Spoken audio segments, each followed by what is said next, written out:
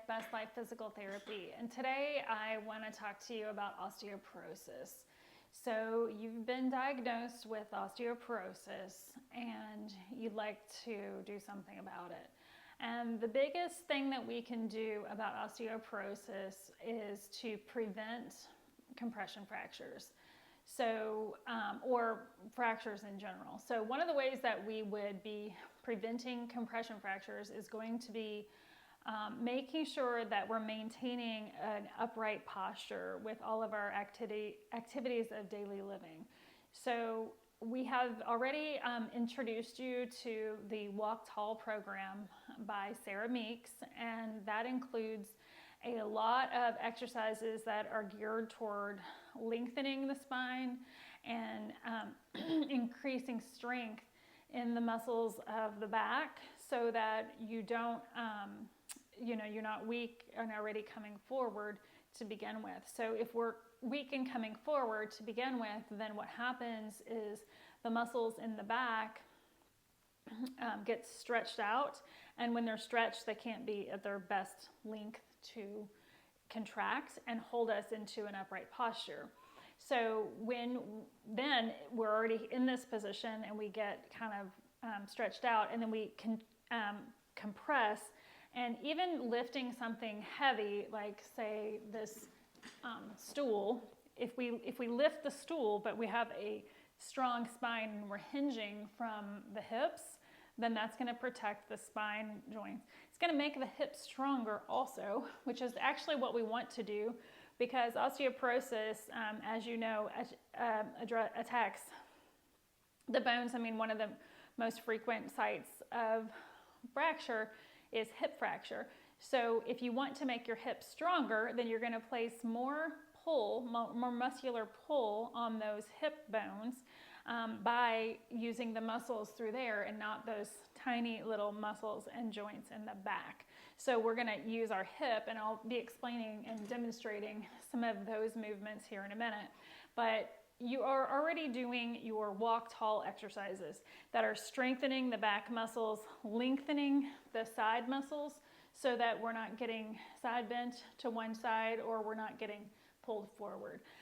So one of the biggest things we want to avoid when we're doing our activities of daily living is combining the motion of flexion and rotation together. So if we do flexion and rotation, that puts us at risk for compression fractures, or flexion and loading. So being in a forward position and lifting something heavy. So we want to always make sure that basically you're walking around, and if you're a gentleman, you're going to be walking around with your tie held high. And if you're a lady, you're going to be walking around with a beautiful jewel, trying to show off your beautiful jewel when you walk around, show it off for everybody to see so that you can be proud of your tall posture, and make sure that that is showing first when you go to bend over and lift something heavy. So what we don't want is for you to bend over and lift that heavy thing, because even lifting something 10 pounds or less could put you at risk for a compression fracture. And oftentimes we don't feel the pain from those micro fractures that happen just kind of all the time. You're kind of always doing these lifting things and you're micro fracturing. And it may present as a pain that every now and then it becomes more severe, and then it becomes less severe, and then it becomes more severe, and it's because you're getting more and more fractures. So if you fall into the category where your spine is starting to get a little bit rounded, and you haven't been ever diagnosed with a fracture, it's likely that you've already had some fractures. So it's going to be really important to be doing those exercises on a very, very regular basis, and then making sure that you don't do the things that continue to create those compression fractures as you go through your days. So one of the things I wanted to demonstrate is, I already demonstrated lifting something, and that's going to be kind of using our legs and kind of using a hip hinge. So we're hinging from the hips when we bend over. But we also want to keep in mind, remember I told you about flexion and rotation. So like sweeping, so I've got a broom here, and sweeping, we can create this, we can make this be a hip strengthening exercise, or we can make it a back breaking exercise. So let's do hip strengthening.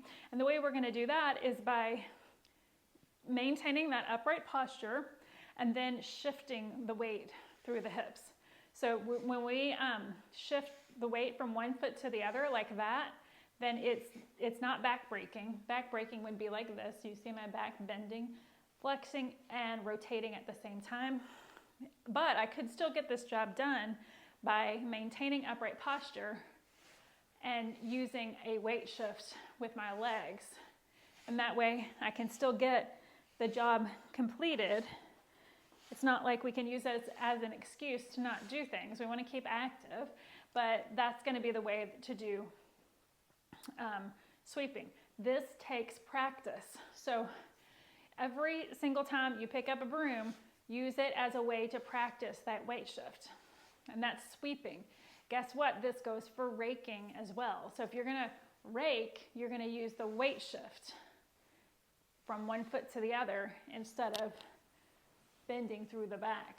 So we're going to shift the weight, pull, throw the rake, pull, shift the legs, shift one foot to the other. And that's how we're going to be strengthening our hip muscles and hip bones and maintaining upright through the spine. Let's talk about vacuuming. So we have a vacuum cleaner here. And it's one of these things that can be a back-breaking activity or it can be a bone-building activity. So if we have our vacuum cleaner and we're pushing it like this, keeping the spine upright and weight shifting, I keep running over my cord here, but weight shifting from one foot to the other, then that is going to be a bone-building activity. And it would not hurt your back to do it. But it's just not what we're used to. We are probably used to doing it the way I used to do it, which is like this, with using my whole arm. You see that rounding in the back. It's not pretty, is it? So keep that back straight, and you're going to shift the weight forward, shift the weight back, shift the weight forward, shift the weight back. And it's a lot of work through these hips, getting the hips moving, and even bending over to pick something up, we're going to still use that hip hinge or the squat to maintain that upright through the body. So shifting the weight forward, shifting the weight back, and that's how you're going to get the vacuuming done. You can still get the job done. It does take practice. You're probably used to doing it the old way. So every time you do it, just give yourself a reminder, keep the beautiful jewel up tall, keep the nice tie held up high. That's how you're going to do your activities of daily living without making them become back-breaking activities. So those are some of the suggestions that I would have you do when you are... Oh, one last thing I want to tell you about bracing for coughing or sneezing. So oftentimes when we cough or sneeze, we tend to go down into a position like this. But what you actually want to do is put one hand behind your back and cough like this so that we don't cause a episode of a compression fracture just with a cough or a sneeze. So I know it's strange. It's asking for something completely different than what your normal is. When we're sneezing, we're going to sneeze, and we can even bring our arm up into that elbow, right? Chew. But the hand is behind the back so that it's keeping the posture upright, keeping that beautiful jewel upright or the nice tie held upright while you cough or while you sneeze. And so those are things that you might not have thought of that could be potential ways that you're causing compression fractures in your activities of daily living and things that we really need to be aware of. Actually, I said one last thing. When I say one last thing again, it's getting up out of the bed. If you're used to doing like a roll up to get out of bed, this would be the time to start a new habit of rolling over onto your side and letting your feet fall down so that when you get up, and I can demonstrate that here, I'll move the table over this way. And so what that would look like would be rolling, instead of getting up like straight up like this, what you're going to do is you're going to roll over onto your side let the feet fall off the edge and sit up that way. And that's how you will get up and down from bed from now on, because anytime you roll up like that, you're putting yourself at risk for compression fracture. And that goes for exercise classes as well. So if you're doing an exercise class and you're doing a lot of roll-ups, like Pilates has some moves like that with roll-ups, we want to avoid those moves from now on. You have been diagnosed with osteoporosis. It is the silent disease. It's not gonna tell you, hey, I'm about to create changes in your spine. It's just gonna do it. So it's up to us to prevent those fractures from happening. And if they've already started happening, then we're gonna stop them by using these techniques.